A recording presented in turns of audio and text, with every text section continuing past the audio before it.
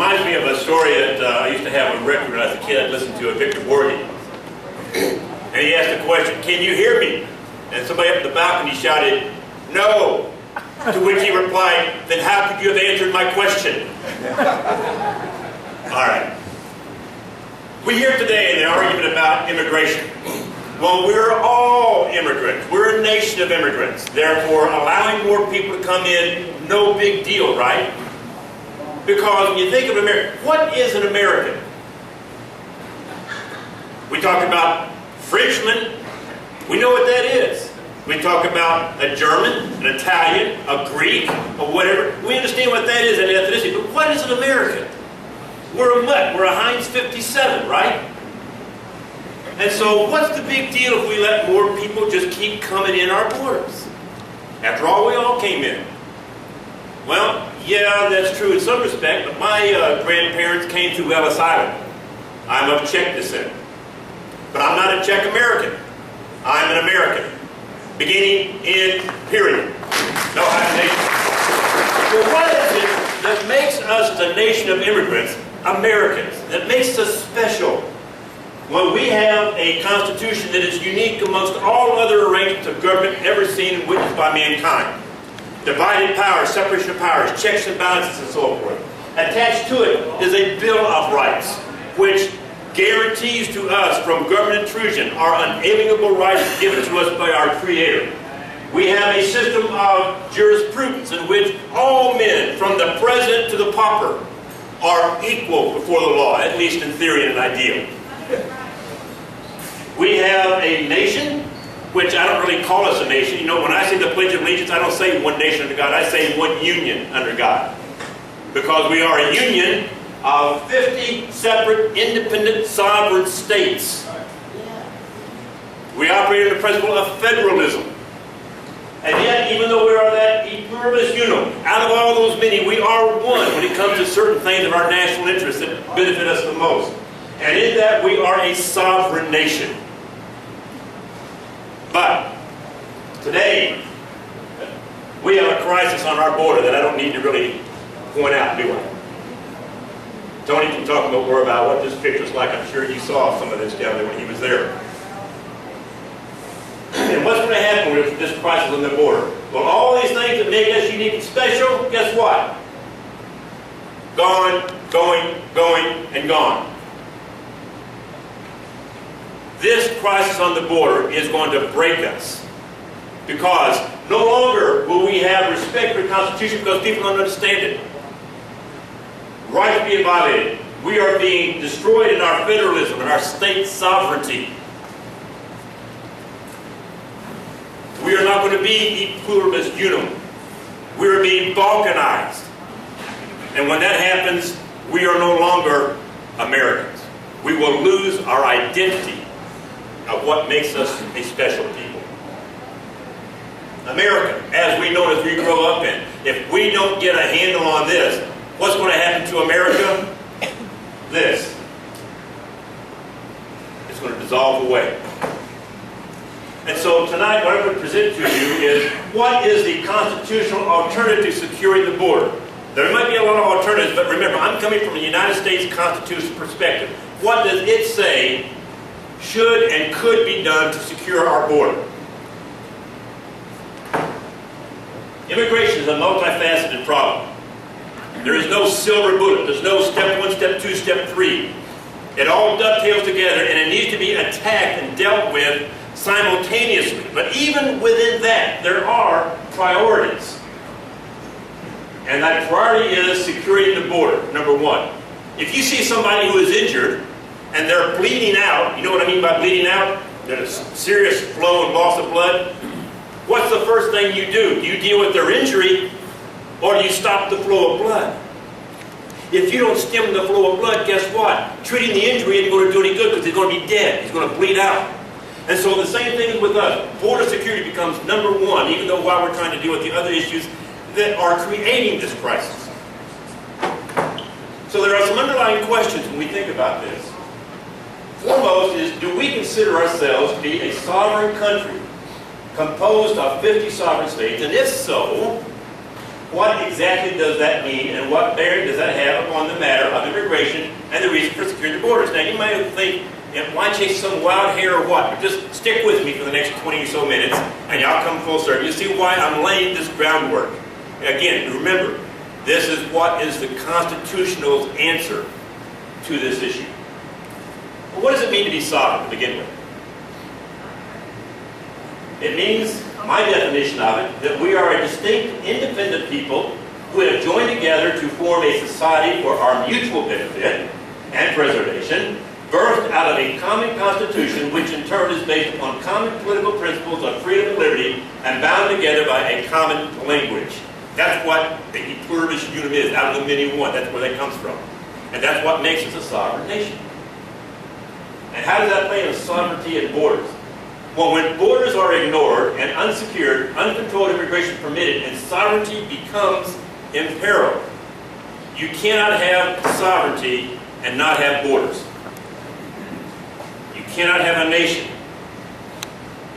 and not have borders. This idea of open border stuff is a crock. And look at this. We can't lay claim to either one without borders. And look at this. Alan Simpson, former senator. The first duty of a sovereign nation is to control its borders, and we don't. 31 years ago. If he said that 31 years ago, have things gotten any better? Are we more secure in our borders since then? No. Not harder. No. And that's the point I'm making. We cannot be a sovereign nation if we don't control our borders, and that is the responsibility of a nation. The question is now, whose responsibility is it? Why do you have a secure border? Well, to prevent invasion of our sovereign state territories by our enemies. And why do we have borders? That's why we want it secure. Well then, whose responsibility is it? It's the responsibility of the general government. How do I know? Because the Constitution tells me so. Article 4, Section 4, the United States shall guarantee to every state in this union a republican form of government and shall protect each of them against invasion. That's one of the primary reasons why the states ceded certain of their powers to the general government. But the question is illegal immigration an invasion? We don't have mass troops coming across our border, do we? No. Well, here's the dictionary definition of invasion. An unwelcome intrusion by a large number of people or things into another's domain. That's not my definition, that's right out of the dictionary. All right, let's take a look at this definition. It is always a negative, a threat to be defeated. Because if you do not defeat the invaders, they will take over and defeat the ones that are being invaded.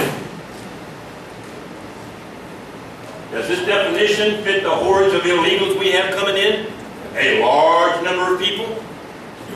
Yeah, I'd say so.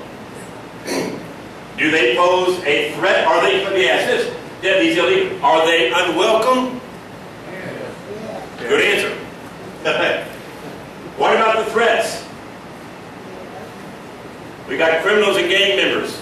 Wayne put that picture of those gang guys, all their tattoos up there. That's certainly a threat. We've heard reports about all the diseases that they have and the strain that they are putting upon our social, medical, and educational services that are already strained beyond the limit. We can't even take care of our own adequately with the services that are being promised by the government, much less all these others that are coming in. That one resort that Wayne put up there, $50 million to house, what was it, about 600, I think it was? I told my wife Joyce, I said, okay, we're going to go south across the border. We're going to come across and say, we'd like a vacation in that fancy resort that y'all put people up because I can't afford it. I'm paying it, hey, why not? I'm paying taxes for it. Let's go take a vacation at the resort. We paid for it. Okay, but they back down when the thing hit the fan. Well, what are the state's alternatives? Article 1, Section 10, Clause 3. No state shall, without the consent of Congress, engage in war unless actually invaded or in such imminent danger as will not admit of delay. Now, there we go. States can take control, right? But the question is, are we enjoined in a war? We don't have tanks rolling across our border, but a war doesn't have to be armed conflict, does it? A war is simply a conflict or a struggle between two or more parties in which the outcome of it is going to determine the survivability of those engaged in it. So are we in a war? Are we in a conflict? We're in a conflict for what it means to be American, for our very soul. Are we being invaded? I think I've already established that, have I not? And so then, does this pose an imminent danger? Yeah. Yes, sirree. Sure does. And so, the problem we have on the border fits every criteria in this clause of the Constitution. And that means, therefore, that the states can engage in war without the consent of Congress. We can take control of it like Governor Perry did today. We can do that without Congress's authority and permission because this applies. Now, do we want us to do it without the government's approval and participation? I'll show you why in a few minutes. We want them to be part of it. But anyway, let's continue. Should Congress consent to this, and how? All right. Article 1, Section 8, Clauses 15 and 16. The Congress shall have power to provide for calling forth the militia to execute the laws of the Union, suppress insurrections, and repeal invasions. We've already established we're being invaded, right? To provide for organizing army and disciplining the militia and for governing such part of them as may be employed in the service of the United States. Now remember, my whole presentation tonight is what does our U.S. Constitution set forth as the alternative and what does it authorize as the approach to dealing with this problem. Constitutional answer, therefore, is Congress should call forth state militias and make provisions for them. Now, I know some people are going to say, we don't want the federal government to be involved in all this. Yes, we do, and I'll show you why coming in a minute. But remember, whether you don't like it or not, that's what the Constitution authorizes. And we're still hanging by a thread of being a constitutional republic. I'm a constitutionalist, and I'm going to go back by the Constitution, whether it may be something I really like or not. That document is what I pledge my allegiance to when it comes to how this country ought to be run and governed. Okay. Well, how do we use the state militias? Article 2, Section 2, Clause 1 of the Constitution states this. The President shall be the Commander-in-Chief of the militia of the several states when called into the actual service of the United States. So, we would place the state militias under the direction of Border and Customs Agency as it is under the direction of the President. Why? One, because the Constitution says so. May not like it, that's what the Constitution says. Secondly, there's got to be coordination. Somebody's got to coordinate militias and everybody else that's working on that border to make sure that it's locked down tight and secure. So we've got to have them working together. Somebody's got to be calling the shots and directing them. And the ones that would make the most sense would be those who are most trained and knowledgeable and expert in working along the border, which are the border agents. Okay. That raises the question then. What are the militias? And then a debate we hear from the liberals. I'm going to give you some ammunition. If somebody says, well, the militias are the National Guard, or this, that, and the other, let me give you some examples and some ammunition to throw back at it. Second Amendment. Y'all familiar with that one, right? Yeah. A well-regulated militia being necessary to the security of a free state, the right of the people to keep and bear arms shall not be infringed. Now, the liberals are going to argue that this is our National Guards. They are not the state National Guards. They include it, but it is not limited to that. The idea of this is not talking about two distinct groups, the militias and the people. The militias and the people are one and the same. I've written several essays on this, totaling about maybe 20 pages. We don't have time, that's a whole other discussion to go into discussing this issue. But they are one and the same. You want some proof? We need some quotes. During the ratification debates in the state of Virginia on the Constitution, they proposed this amendment, that the people have a right to keep and bear arms, that a well-regulated militia composed of the body of the people trained to arms is the proper, natural, and safe defense of a free state. Another one, Richard Henry Lee, who wrote as an anti-federalist under the moniker the federal farmer in Letters of the Republic published in 1788. The militia, when properly formed, are in fact the people themselves, all men capable of bearing arms. Want another one? George Mason, I like this one, you're going to love it. June 16, 1788 speech during the Virginia Ratification Convention. I asked, sir, what is a militia? It is the whole people, except for a few public officials. Yeah, I like that one too. That little subordinate clause he throws in there, oh boy, right on. Want another one? Finch Cox, anybody ever heard of him? No, he's not one of the more well-known founders. He was regarded as the foremost expounder on the Second Amendment among the founders. He wrote this in 1788. Look at this. Who are the militia? That's the question we want to find out. Are they not ourselves? Isn't fear then that we shall turn our arms each man against his own bosom? Congress shall have no power to disarm the militia. They can't take our weapons from us, folks. That's what he's saying. Their swords and every other terrible implement of the soldier are the birthright of an American. The unlimited power of the sword is not in the hands of either the federal or state government, but where I trust in God, it will ever remain in the hands of the people.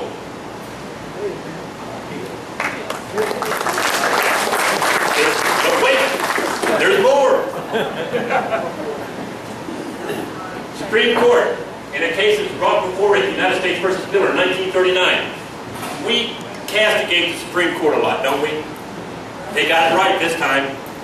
The history of legislation of colonies and states and their writings of approved commentators. These show, plainly enough, that the militia comprised all males, sorry ladies, physically capable of acting in concert for the common defense. A body of citizens enrolled for military discipline. And further, that ordinarily when called for service, these men were expected to appear bearing arms supplied by themselves and of the kind in common use at the time. So this idea that they can take away our AR-15s, we ought to be able to have M16s. Why? Because that's the common weapon in use at the time. That's what the Supreme Court said in 1939. So, who are the militias? I'm looking at them. Now, what's the constitutional solution then? It is for Congress to call forth state militias, groups comprised of civilian men and women capable of bearing arms, to volunteer to go to the border and assist the border agents preventing this influx of illegals across our borders. Now you see why I laid all this groundwork. So somebody says, oh no, we don't want a bunch of redneck hillbilly hunters going down there chewing tobacco with their hunting rifles slung over their shoulders and shooting up a bunch of Mexicans trying to come across the border, or El Salvadorans, or Hondurans, or Chinese, or Pakistanis, or Iranians, or what have you. All right, fine. I've got a proposed solution to that. Since they must be those trained to arms and have been fully formed into a militia, why don't we ask for volunteers of veterans, especially those who were in the infantry? Are they not? How many of y'all here are veterans that were in the infantry? Y'all been trained how to use arms? We get all you guys that are in the Army, no offense Air Force or Navy, who were in the infantry, you were trained to use arms. And we can get every Marine, because my son who was a Marine told me every Marine is a rifleman. Because every Marine, regardless of their MOS, has to qualify every year. Ask for all those volunteers, go down to the border, organize them. There you go. But we don't have a bunch of, they may be rednecks, but they're veteran rednecks. Okay. Now, why do we want Congress to take the lead? Remember I raised this issue, you say, we don't want Congress involved. We don't want the Fed to be involved in this at all. Why do we want them to be involved? Here's why. Because it transfers the authority of the U.S. government to the militias. It's not a bunch of individual citizens going down there half-cocked and doing what they think they need to be doing. They are organized. They're under the supervision of the border control agents. They're acting in concert with them. And if anybody was to challenge their authority and what they were doing, oh no. We were called up by Congress. We are authorized by the government of the United States to secure this border. Secondly, they can give provisions for those who volunteer. What did the Constitution say? that Congress has the power to call forth the militia, to provide for the calling forth, to make provisions for them with what they need. And that would include, in my opinion, compensation, ammunition. Even though the one definition we read of militias was men who would come up and show up with their own weapons, if need be, supply them with the weapons. How many of y'all heard about what happened Saturday night on the border? About the border agents being shot? Just that's it? Our border agents, 8:30 Saturday night, were fired upon from the Mexican side of the border with 50 caliber weapons. 50 caliber weapons. And we didn't shoot back. That's got to change. The right to self-defense is a preeminent one. And if our border agents get shot at, then by George, let them cut loose. But anyway, that's another story. But to give them provisions, and even more importantly, if you are still working, you may be a veteran of your job, you may have to still be working for a living. Can you leave your job? What happens to your job if you leave? Are you all familiar with USERRA? United Service Employee Reemployment Rights Act. It was passed back in the 1990s. It guarantees those who are called up by the government into military service, like the reserves, that their employer must guarantee their reemployment without loss of income, status, or benefits. If the militias are called up by Congress, USERRA gets triggered. So that somebody might say, you know what, I would love to go down to the border and protect my state, protect my country, but if I do, I'll lose my job. Not if Congress calls them up. Now you see why my argument is that we don't just want the militias going down on their own.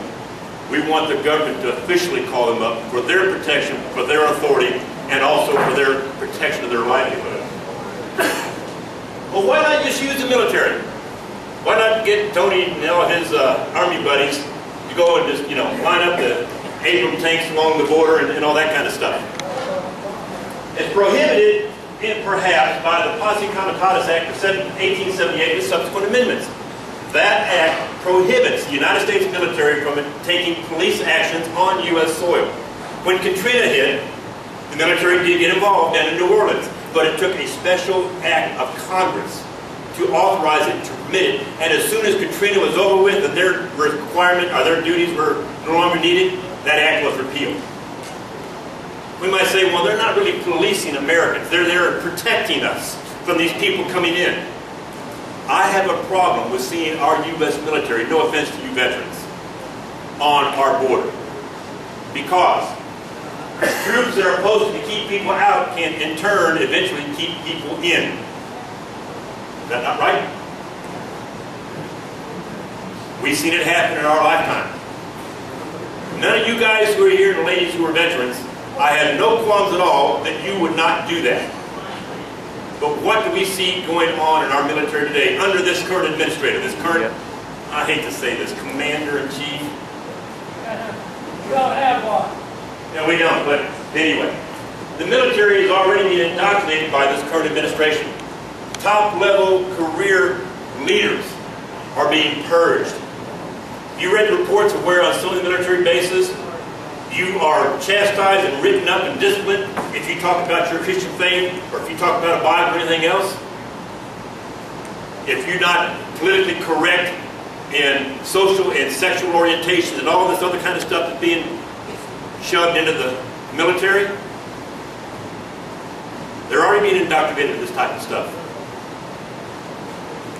And who's to know that in some years down the line, because of indoctrination and the failure of our educational system to teach American principles and ideals and exceptionalism, these young men and women who get into the military might be hoodwinked by this. But I tell you what, militias composed of regular citizens like out here, I'm not worried about y'all being co-opted. Not one bit. Because we love our country. The reason why we'd be volunteering and taking time away from our job, perhaps even taking a cut in income, most likely would, is because we love our country. We want our freedom. We want our liberties back. We want them preserved.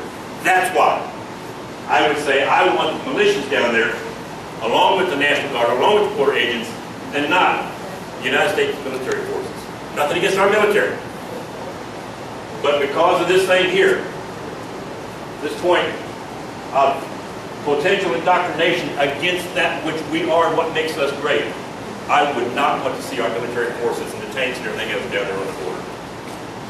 Now, I wouldn't mind if they're like old Jack Pershing chasing after Pancho Villa. They went across the border. That's a different story altogether.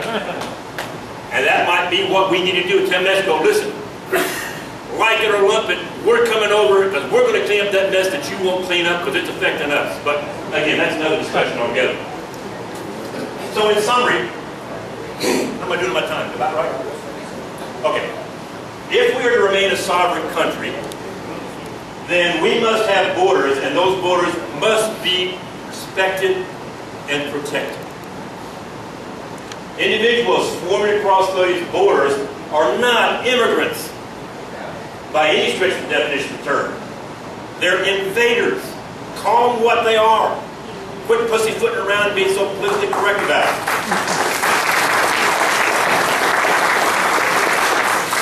Their violation of our immigration laws and the threats they pose to our societal well-being constitutes nothing less than an invasion.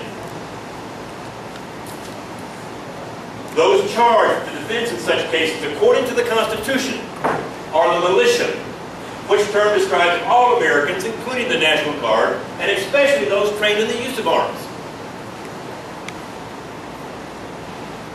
It is the responsibility of Congress to call forth and to provide for the militias. And I told you why we want that. And such individuals, the militias, are best suited for this task as they have a devotion to the sovereignty of our country and their respective states and would defend their border in a most jealous manner.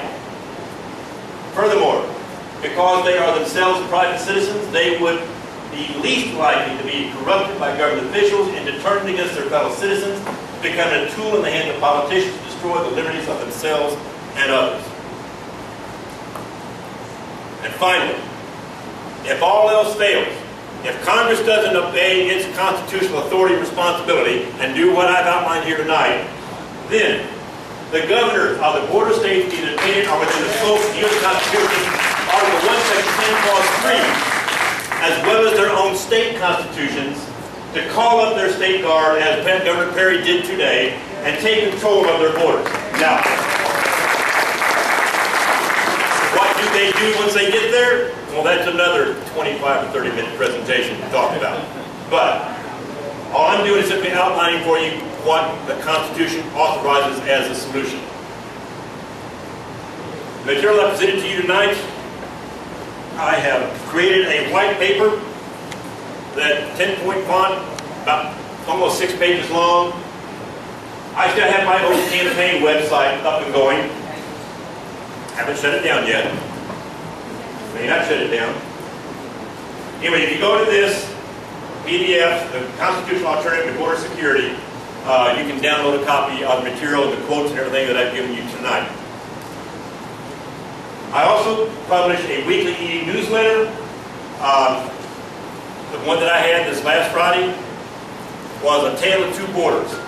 I've written on this a couple of times. If you'd like to receive it, send me an email, my personal email address, along with your email. Please add me to your newsletter list. I'll be happy to add it to you. My list is private. I don't sell it to anybody. I don't share it with anybody. It stays totally within my domain. So, with that, I'm done. If it's time for questions,